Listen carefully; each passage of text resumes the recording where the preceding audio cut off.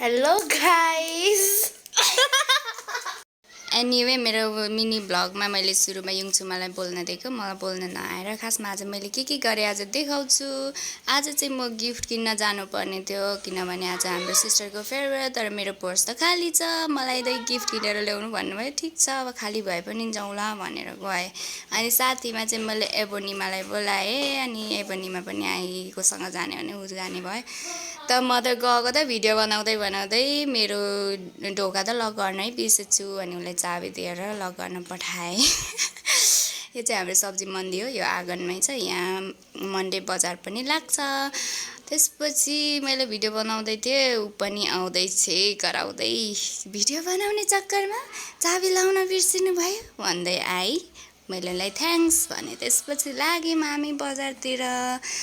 अनि मैले छोटो भिडियोहरू पनि बनाउँदै गएँ। अनि आज त सैटरडे हो। यो चाहिँ मेरो देखाएको है ब्याकअप ब्याक। त्यसपछि हामी बजारमा निस्क्यौँ। बजार निस्किँदाखेरि त आज सैटरडे सुनसान जस्तै नै थियो किनभने सैटरडे त चाहिँ बन्द हुन्छ।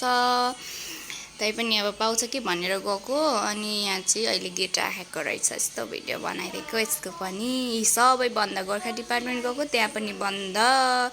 अनि पछि उता गएको त्यहाँ पनि बन्द थियो। त्यसपछि हामी त एकैचोटि निस्क्यौँ मटका चिया खाने ठाउँमा।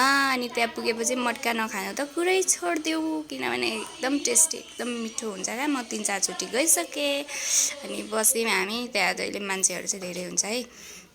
अनि त्यसपछि अलिअलि भिडियो बनाउँदै हाम्रो चिया पनि आइसक्यो। यसमा चटपटेर चिया मगाएको थियौँ। अनि त्यसको यो एकदमै है पहिला जाडोमा तातो हुन्थेन तर अहिले कति तातो भएको क्या यो छुँदाखेरि पनि माटो। अनि यसरी हामीले चर्च गरौँ भनेको उसले उठाउन ढिला गरे। मेरो हात पोलिसक्यो। मेरो पालो मैले उसको ढुगामा ठ्याम उसको खुट्टामा हानेको तातो जान्छ भनेर धेरै तातो भएर हातले खान नसकेर हामीले चम्चाले पनि खाँदैछौँ चिया। हामी त्यसरी चम्चाले खायौँ। त्यसपछि लास्टमा पनि भिडियो बनाएको। उसको कस्तो क्युट भिडियोहरू आइरहेको थियो क्या मैले बनाएको। एनिवे मैले राम्रो भिडियो चाहिँ खिच्छु त्यो चाहिँ आस्थालाई पनि थाहा छ होइन त। अनि त्यसरी नै यस्तो भिडियो उसको कस्तो क्युट बनाइरहेको थिएँ मैले। त्यसपछि हामी निस्क्यौँ। अनि निस्केर चाहिँ भाँडा पसल चाहिँ खुल्ला रहेछ त्यहीँ पायो क्या गिफ्ट पनि। अनि हामीले गिफ्ट पनि त्यहीँबाट ल्यायौँ। प्याकिङ हुँदैछ। प्याकिङ पनि भइसक्यो। त्यसपछि आयौँ। हामीले अहिले भाइरल भिडियो बनाउन लागेको लडेर झन्दै पछाडि रुममा आइसकेपछि पानीपुरी बनाएर खायौँ। त्यसपछि म लागेँ हस्पिटलतिर किनभने म गएर डेकोरेसन गर्नुपर्ने थियो। अनि म पुगेँ त यो दुईजना सिस्टरले मलाई देख्दै देखेको थियो तर चिनेन।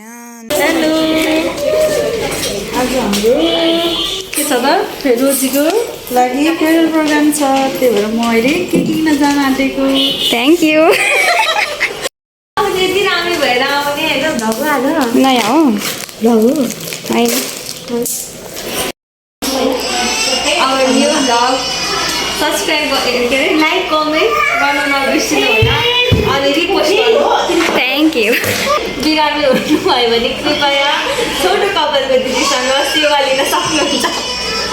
तपाईँलाई थाहा छ दिदी कोही मान्छेले कि थ्याङ्क यू भन्नु भने कि देखाउनु न तपाईँ मान्छे देखाउँछ कि कोही मान्छेले कि थ्याङ्क यू भन्नु लगायो भने नि त्यो छोटो कपालवाला दिदीलाई थ्याङ्क यू त्यस्तो भन्छ फेरि मलाई नि आएर भन्छ नि इमर्जेन्सीमा थ्याङ्क यू भनिदिनु ल त्यो सिस्टरलाई भन्छ 2-3 जना भइसक्यो भनेको।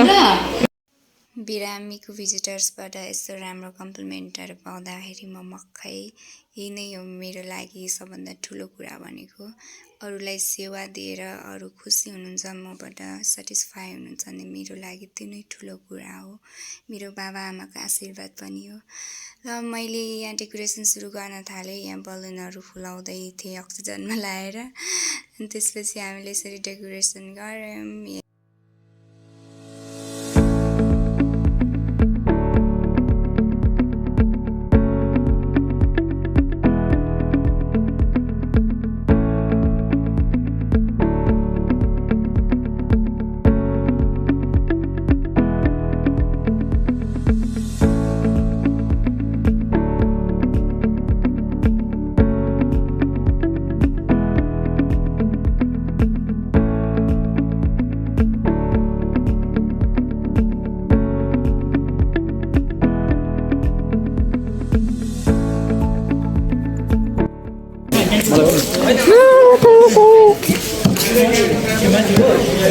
हाम्रो डाक्टर साहबले चाहिँ रोगो जस्तो एक्टिङ गर्नुभएको।